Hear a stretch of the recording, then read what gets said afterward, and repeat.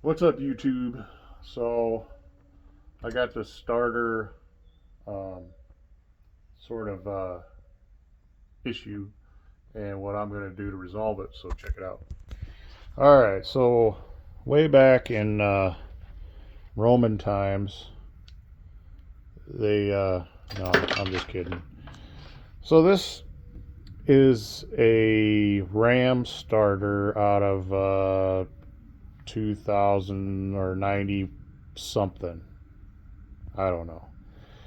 Story is, I got this in like 2003, 2004, before I ever had a computer or internet information that everybody has today. Couldn't just go and Google something and get it like that. So, keep that in mind. Don't judge. All right, so I went to my local, I don't know, starter alternator rebuilder type place. I think they kind of mostly did industrial, like generators, automotive, just, I don't know, whatever. So I told them that, man, I took down my big honking starter, the, the factory one. And I was like, hey, I just kind of want this gone through. Can you check it out, make sure it's good? He's like, yeah, I'll give it to me. I'll call you back in a couple days. So he called me back and he's like, look, this is already a rebuilt starter, and unless you have some sort of personal attachment to it, the brushes are about wore out, and I I wouldn't recommend installing it in your freshly rebuilt project, rebuilt engine or whatever. And you also mentioned you're going to use headers. I Have you ever looked at mini starters? Why, yes, I have. Yeah, they're a little out of my price range, I tell him. So he's like, well, I got this starter in the shop. It's not too old, and it came out of a Dodge Ram. Customer, for whatever reason, just wanted a new one put in there. I don't know, like, we're talking 20 years ago plus. So maybe he did rebuild it and had it on a shelf. I don't remember the specifics of it. Bottom line was, he sold this to me for like $50, and he put on this battery cable that I guess was originally off of my car. I don't even remember, but you could tell it's definitely not factory. So anyways, when I was taking the starter out, I noticed corrosion, and part of the jacket had been, ripped off or whatever. So, and also it's got this funky plug, right? And what they did was, here it is, they just had the spade connector connected to it. And the problem is, if you yank this cord even a little bit, it pops out.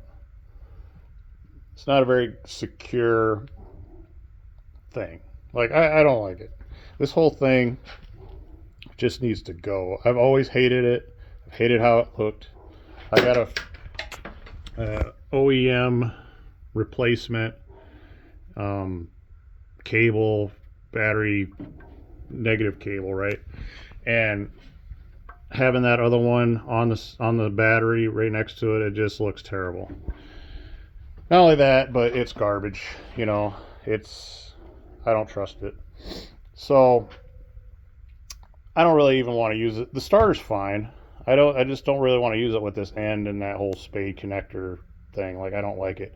Not to mention, it's really close to the engine. And anyways, I have this starter. It's the Dakota starter that everybody uses. Yeah, you can see, made in China. This came out of the Charger and I had put this on there, so you could tell it's pretty new. Other than I got some overspray on it. I don't know, most of the overspray's gone, I guess now. That's cool. So anyways, I bought this end here, and I can't remember where. I think I might have got it off of eBay, but a lot of people like them. Basically, it relocates the cables, so it's much easier to attach them, because when you put these on, like I said, this is right up against the engine, and you really pretty much have to put the cables on the starter and then put the starter in, because you're not going to get them.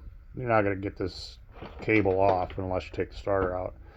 And when you have that kind of situation right there, that could be a bad day, especially if you're, pressed for time or on the side of the road or in a parking lot somewhere. So I went ahead. This was supposed to be for the charger. So what I'm going to do is I'm probably just, because they're cheap now, I'll probably just get another starter, maybe use this as a core, I don't know, or a spare or something. And I'm going to get another one of these relocation things, because it's pretty nice. But basically what I had to do was, these come with like lock washers and a nut, and basically you have to ditch the lock washers. I put Loctite on these, so should be good there. But you have to trim down this stud here is pretty long, for I don't know why, but it was pretty long. So what I did was I took my Dremel